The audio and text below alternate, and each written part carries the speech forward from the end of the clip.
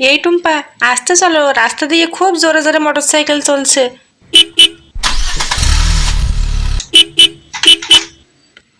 আরে আরে, আমি কি করলাম এটা? আমি তো আমার বাইকটাকে নিয়ন্ত্রণই করতে পারিনি। এদের নাক মুখ দিয়ে তো রক্ত ঝরছে। ইস, মারাত্মকভাবে অ্যাক্সিডেন্টটা হয়েছে। হ্যালো বন্ধুরা, এটা হচ্ছে পূজাদের বাড়ি। আর এখন সকালবেলা পূজা রান্নাঘরে বসে রান্না করছে। তাহলে চলো দেখে নেই আজকের পর্বে কি হয়। তো ভিডিওটি ভালো লাগলে প্লিজ লাইক সাবস্ক্রাইব করে পাশে থেকো।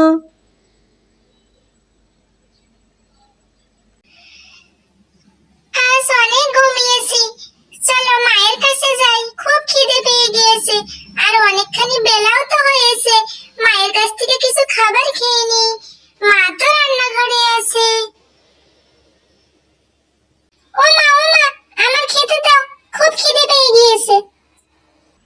ঠিক আছে সোনা, তুমি একটু বসো, আমি তোমার ভাত বেড়ে দিচ্ছি। হ্যাঁ, এই ভাত দাও। মা, বলছি কি রান্না করেছো আজ? কি আর রান্না করবো রে পিঙ্কি, ওই ডাল ভাতই করেছি। সকাল সকাল ডাল ভাত খেয়ে নে মা। কি, তুমি আজও ডাল ভাত রান্না করেছো? তুমি তো কালও ডাল ভাত রান্না করছিলে। আমার এই প্রতিদিন ডাল ভাত খেতে একদম ভালো লাগে না। ওহো পিঙ্কি সোনা, আজকের দিনটা খেয়ে নাও, কালকে দেখো ঠিক মাছ রান্না করে দেবো। না না, আমি খাবো না। আমি এই ডাল ভাত কিছুতেই খাবো না। আমি মাছ আর নতুন সবজি খাবো। আমাকে মাছ দিয়ে তরকারি করে দাও, না হলে আমি খাবোই না। প্রতিদিন একই খাবার খেতে আমার একদম ভালো লাগে না। আরে এই মেয়ে তো রাগ করে চলেই গেল, ভাতও খেলো না। খুব খিদে পেয়ে যাবে তো, ওর বেলা তো কম হলো না। কিন্তু কি আর করব, ডাল ভাত ছাড়া তো কিছুই নেই ঘরে। রিঙ্কির বাবা এই কয়দিন বাজারে যায় না, সবজিও নিয়ে আসে না। দেখি তো যাই গিয়ে ওর বাবাকে বলি আজ কিছু সবজি নিয়ে আসতে। চলো এই বটিটাকে এখানে কাট করে দিই, তা না হলে আবার কেউ এসে পা দিয়ে পড়ে যাবে। কই গো পিঙ্কির বাবা, পিঙ্কির বাবা, শুনছ? আরে এ শুনছেই না তো। কই গো শুনছ? হ, কি হয়েছে, ডাকছো কেন? বলছি শোনো না গো, ওই পিঙ্কিটা ভাত খেতে এসে দেখলো ডাল ভাত রান্না করেছি, তো ভাত খেলোই না, চলে গেল। বলছে তুমি একটু বাজার থেকে কিছু সবজি এনে দাও না, আমি মেয়েটাকে রান্না করে দেব। ও, দেখছো সারাদিন পরিশ্রম করে এসেছে মাঠ থেকে, তারপরেও এখন আবার ডাকছো। তোমাদের না কোনো কাজ বাজ হয় না। এখন না, সন্ধ্যার দিকেই নিয়ে আসবো ক্ষণে। এখন একটু ঘুমোতে দাও তো, যাও এখান থেকে। হ, তারপর তো এখানে পিঙ্কির বাবা কাত হয়ে শুয়ে পড়লো। হাই ভগবান, দেখেছো এই মানুষটার কাণ্ড, আবার তো ওদিকে কাত হয়ে শুয়ে পড়লো। চলো, সত্যিই তো সারাদিন ও পরিশ্রম করে এসেছে, এখন আবার বাজারে যাবে সবজি আনতে এই দুপুরবেলা। তার থেকে বরং আমি যা আছে তাই দিয়েই মেয়েকে বুঝিয়ে পড়িয়ে খেতে দেব। চলো, সারাদিন পরিশ্রম করে এসেছে, একটু ঘুমিয়ে নেক। এখন ওকে ঘুম থেকে ওঠার কোনো প্রয়োজন নেই, শরীর খারাপ করবে যে ওর। আরে ও টুম্পা, কোথায় যাচ্ছ? ও তুমি ডাকছো? ওই তো সবজি কিনতে যাচ্ছি, ওইখানে একটা সবজিওয়ালা এসেছে, সবাই বলল কম দামে সবজি দিয়ে দিচ্ছে। সবজিওয়ালা এসেছে? কোথায় গো কোথায়, আমিও যাব। চলো, আমার ঘরে এক ফোঁটাও সবজি নেই, আমাকেও নিয়ে চলো। ও তুমিও যাবে, এসো এসো, ওই তো ওখানেই, চলো একসাথেই যাই। হ্যাঁ গো, চলো চলো একসাথেই যাই। কয়টা সবজি নিয়ে আসি, দুপুরে রান্না করতে পারবো। বন্ধুরা, তারপর তো ওখান থেকে টুম্পা আর পূজা গেল সবজি কিনতে রাস্তার পাশে। তুমি এখনো কিছুই রান্না করনি নাকি, এত টেনশন করছো? না গো টুম্পা, আমি সত্যি কিছুই রান্না করিনি। ওই তো সবজি ছিল না আমাদের বাড়িতে। চলো সবজিটা এনেই আমি রান্না করব। ভালো হয়েছে তুমি আমাকে বলেছো, খুব বড় উপকার করেছো বোন। চলো।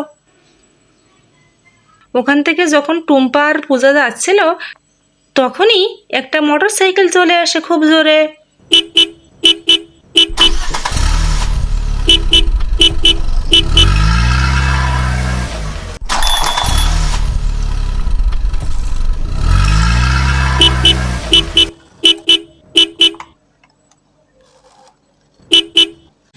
এই টুম্পা, আস্তে চলো, রাস্তা দিয়ে খুব জোরে জোরে মোটর সাইকেল চলছে, আস্তে চলো। আরে আরে, এই গাড়িটা তো আমাদের দিকেই আসছে। এই টুম্পা, এক সাইড দিয়ে চলো।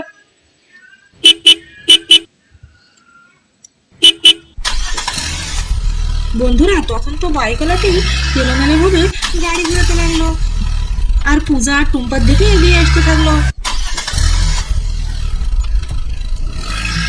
আর একটু বাদেই বাইকটি টুম্পা আর পূজাকে ধাক্কা মেরে ফেলে দিল।